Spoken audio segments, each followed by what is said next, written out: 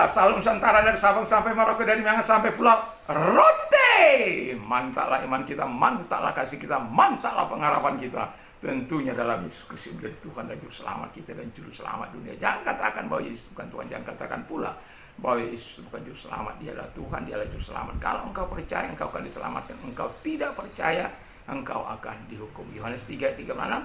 Karena Yesus sudah berkata, akulah jalan dan kebenaran dan hidup, tiada seorang sampai kepada Allah kalau tidak melalui aku. Petrus juga mengatakan, di bawah kolong langit ini tidak ada nama lain yang diberikan kepada manusia yang olehnya kita diselamatkan.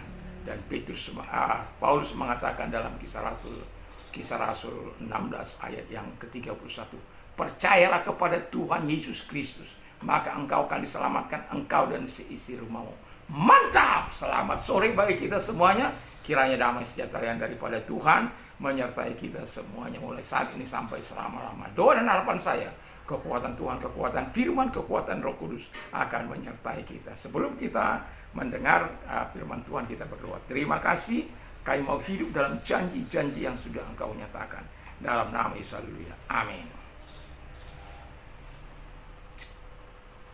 Saya akan membacakan dalam 2 Petrus 1 ayat yang keempat. Dengan jalan itu ia telah menganugerahkan kepada kita janji-janji yang berharga dan yang sangat besar, supaya olehnya kamu boleh mengambil bagian dalam kodrat ilahi dan luput dari hawa nafsu duniawi yang membinasakan dunia. Haleluya. Hidup dalam janji-janji Allah, ya. Sebagaimana dalam 2 Petrus 1 ayat 4 ini. Dan pertanyaan saya adalah, mengapa kita harus hidup dalam janji-janji Allah? Kita harus hidup dalam janji-janji Allah menurut 2 Petrus 1 ayat 4. Karena satu, janji-janji Allah itu adalah anugerah Allah bagi kita. Anda bisa bayangkan seseorang yang setia memegang janji pernikahannya sampai kakek nenek dan puluhan tahun, bahkan ada yang 50 tahun, 60 tahun, orang-orang percaya tetap satu. Kenapa? Memegang janji Tuhan. Apa yang telah disatukan oleh Tuhan tidak boleh dipisahkan oleh manusia. Kita berbeda dengan orang-orang di luar sana. Kita berpegang pada janji Allah yang sungguh-sungguh satu untuk selama-lamanya. Kita tidak dipisahkan oleh karena perceraian, tetapi kita bisa dipisahkan oleh karena maut. Dan itu sebabnya kita berbeda dengan yang lain. Nah, mengapa kita harus hidup dalam janji-janji Allah itu? Dan menjadi jawaban kita adalah, kita harus hidup dalam janji-janji Allah menurut 2 Petrus 1 ayat 4, karena janji-janji Allah itu adalah anugerah Allah bagi kita. Jadi janji itu dianugerahkan bagi Allah untuk kita nikmati. Kalau dikatakan aku memberi engkau kebahagiaan, dia akan berikan kebahagiaan itu. Dia akan berjanji akan memelihara, dia akan pelihara kita. Dia berjanji akan melindungi kita, dia akan melindungi kita. Coba Anda bayangkan hidup Anda dalam perlindungan Anda. Saya tidak tahu berapa Anda saat tahu berapa usia Anda saat mendengarkan firman Allah ini. Saya usia 62 tahun. Tapi saya merasakan kebaikan Tuhan. Kecelakaan-kecelakaan yang saya alami tidak sampai merenggut nyawa saya. Dan tidak membuat saya patah tulang sana dan sini. Walaupun ada kadang lukanya. Tapi yang saya mau katakan, betapa hebatnya Tuhan itu melindungi. Kalau diukur secara ukuran manusia dalam kecelakaan itu. Kenapa? Ada perlindungan Tuhan. Makanya saya katakan, seringkali saya katakan, sebelum kita bangun pagi-pagi, bangunlah pagi-pagi sekali untuk memberikan buah sulung waktu kita kepada Tuhan. Sehingga kita merasakan perlindungan yang tak kasat mata itu. Karena apa? Tuhan mampu melakukan jauh dari apa yang kita pikirkan. Tetap bertekun dalam janji anugerah Allah yang besar itu. Janjinya itu diberikan kepadamu untuk kau nikmati, kau rasakan dalam kehidupanmu, dalam rumah tanggamu. Sehingga engkau merasakan kebaikan Tuhan, merasakan pertolongan Tuhan dalam kehidupanmu sebagai orang-orang yang percaya. Jadi ingatlah bahwa Tuhan itu adalah Tuhan yang menyatakan segala kemurahannya dan menyatakan segala kuasanya bagi kehidupanmu. Yang kedua, janji Allah itu sangat berharga. Wow. Jadi kalau itu sebabnya, karena janji Allah itu bagi pernikahan seorang orang percaya menikah selama hidup mereka bersatu. Bukan berarti tidak ada orang-orang percaya yang tidak cerai karena keras degil hati. Mereka melakukan perceraian itu karena kedegilan hati mereka, karena dia tidak taat terhadap janji firman Allah. Dia tidak mengakui kebesaran dan keberhargaan daripada firman itu, sehingga dia dengan mudah untuk melanggar. Tapi bagi orang-orang yang menganggap janji Allah itu sangat berharga, dia akan dengan tekun. Ada kesusahan? Iya. Ada penderitaan? Iya. Ada sakit? Iya. Ada penganiayaan? Iya. Ada masalah? Iya. Ada kesukaran? Iya.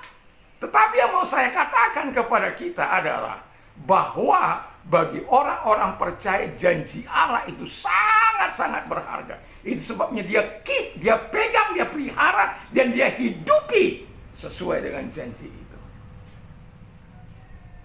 Dan sangat-sangat berharga. Satu hal, orang-orang percaya yang mati dalam Tuhan itu adalah sangat berharga di mata Tuhan. Karena apa? Mereka akan hilang dari jelelahnya di muka bumi ini, akan bertemu dengan Tuhan. Itu karena janji Tuhan yang berharga. Hidup adalah, mati adalah keuntungan. Mati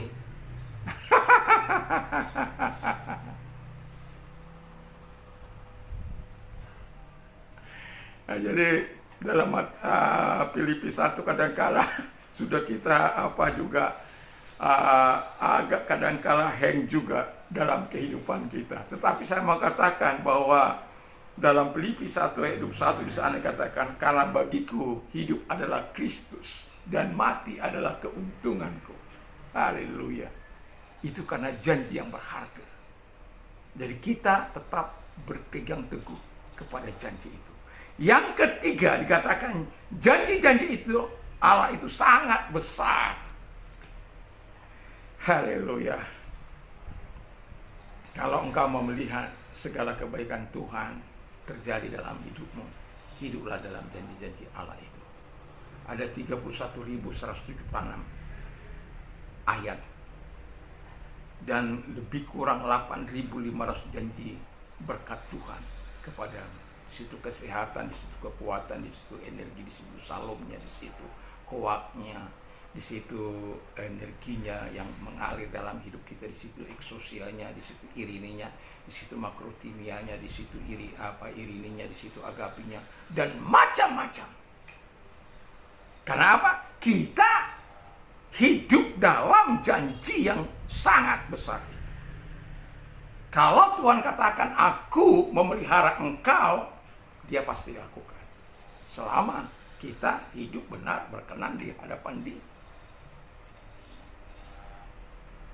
Aku akan memberkati anak cucumu sampai kepada batas yang tidak tertentu. Bahkan generasi ketiga dan keempat. Kalau anak cucu kita itu tetap berjalan. Bayangkan ini. Abraham mendapat janji Allah dari Allah yang Maha Kekal itu. Sampai sekarang generasinya Israel itu mendapat berkat sampai sekarang. Itu karena janji Allah yang sangat besar bagi bangsa Israel. Dan itu sebabnya saya mau katakan, hiduplah dalam janji Allah yang besar itu. Engkau akan menikmati segala kebaikan Tuhan. Dan yang terakhir dikatakan, janji-janji Allah itu punya tujuan. Jadi janji Allah itu sampaikan bukan tanpa tujuan, ada tujuannya. Yang pertama, untuk kebaikan kita. Jadi di muka bumi masa kini itu untuk kebaikan kita. Kita dilindungi, kita dipelihara, kita dijagai, kita menikmati segala yang baik, menikmati segala kasih, kemurahan dan kuasanya di masa kini. Tuhan menjaga kita, Tuhan mengawal kita. Kalau anak presiden saja kita bangga, apalagi anak raja, raja di segala raja. Kita kepunyaan Allah, milik kesayangan Allah, sangat luar biasa. Masa kini kita akan mendapat pemeliharaan dan perlindungan. Itulah sebabnya Alkitab mengatakan, serahkan segala kekhawatiranmu kepada Tuhan, sebab aku yang memelihara kamu. 1 Petrus 5 ayat yang ke-7. Jadi yang mau saya katakan, ada tujuan Allah kalau engkau mempercayai janji Tuhan itu. Masa kini itu untuk kebaikanmu dan untuk sesuatu yang sangat indah yang kau nikmati di muka bumi ini. Kamu bisa menikmati surga kecilnya di bumi ini. Bukan hanya nanti kau menikmati bahagianya di surga yang akan datang, tidak. Di muka bumi ini engkau bisa menikmati surga kecilnya sebelum kita masuk ke surga besarnya. Dan di masa yang akan datang, kita bersama-sama dengan Tuhan. Dan tujuan Tuhan itu ya dan amin. Bagi orang-orang yang percaya janjinya, janji itu akan ditepati. Oh, kita kan belum pernah ke surga. Ya, memang belum pernah ke surga. Dan belum ada di antara manusia yang hidup ini yang kemudian turun dari surga terkecuali Yesus. Ada yang dari bumi ini langsung naik. Kita lihat Elia, kita lihat Henok, tapi mereka nggak pernah turun lagi. Jadi mereka tidak bisa memberikan kesaksian. Tapi Yesus yang sudah dari surga dan akan datang ke tempat ini kembali, dan di tempat yang pertama dia kali datang, di mana dia menyelamatkan manusia. Tapi kedatangan kali yang kedua, dia akan membawa orang-orang yang percaya akan janji Tuhan. Dan itulah sebabnya saya katakan, kita tinggal bersama-sama dengan dia. Kalau tempat kita sudah disediakan bagi kita, kita akan bersama-sama dengan dia. Mungkin kita tidak tahu memang kapan akhir zaman itu. Walaupun sekarang ini disebut akhir zaman, kita tidak tahu kapan Tuhan menutup bumi ini atau membuat bumi baru. Tetapi yang mau saya katakan adalah Yerusalem baru itu pasti kita nikmati. Kapanpun kita mati, kapanpun kita meninggal, mati kita di dalam Tuhan, kita akan menikmati masa kini, masa yang akan datang. Di masa kini kita menikmati surga kecilnya, di masa yang akan datang kita menikmati surga besarnya. Jadi percayalah dan hiduplah dalam janji-janji Allah itu.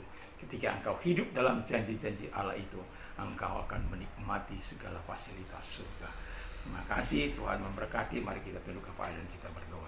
Terima kasih Bapa di surga, biarlah kami hidup dalam janji-janji-Mu, sehingga kami tahu bahwa janji itu punya tujuan bagi setiap kami.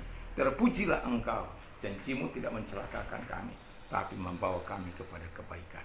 Dalam nama Yesus, kalau engkau sedang sakit, apapun sakit penyakitmu, arahkan tanganmu kepada Tuhan. Dalam nama Tuhan Yesus, segala sakit penyakit yang mereka derita, kami perintahkan dalam nama Yesus, keluar! Hancurkan dengan kuasa-Mu, dan oleh bilur Yesus engkau sembuh.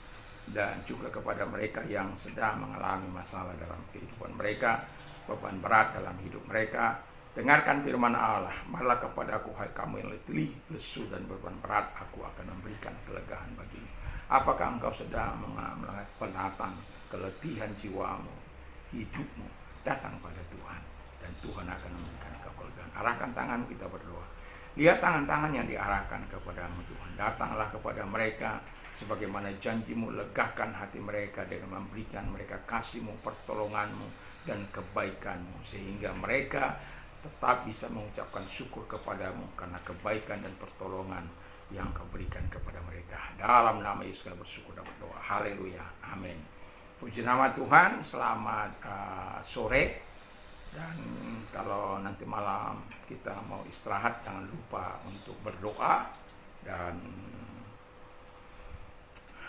membaca firman Allah, karena disitulah kalau saya katakan pagi kita memberikan buah sulung waktu kita secara pribadi maupun secara keluarga, dan kemudian kita di malam hari kita bersyukur buat segala pemeliharaan Tuhan sehingga kita mendapatkan pemeliharaannya. Puji nama Tuhan. Tuhan memberkati kita. Dan juga kalau kita ingin berbuat donasi, ada nomor-nomor rekening di bawah ini. Kiranya Tuhan Yesus memberkati kita. Dan juga saya mau katakan kepada kita, biarlah Sejahtera Tuhan senantiasa menyertai kita.